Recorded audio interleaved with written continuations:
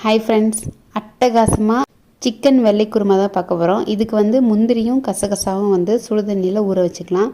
சிக்கனில் மல்லித்தூள், இஞ்சி பூண்டு பேஸ்ட்டு, உப்பு, தயிர் இதெல்லாம் சேர்த்து நல்லா மேரினேட் பண்ணி வச்சிடலாம். இது ரொம்ப நேரம் ஊறணும் அப்படிங்கிற மாதிரி கிடையாது. நம்ம வெஜிடபிள்ஸ்லாம் கட் பண்ணுற வரைக்கும் வச்சுக்கலாம்.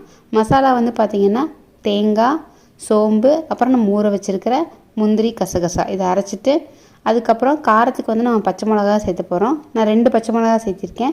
குழந்தைங்க இருக்கிறதுனால நீங்கள் 4 பச்சை மிளகா சேர்த்திக்கலாம். அரைச்சிக்கலாம்.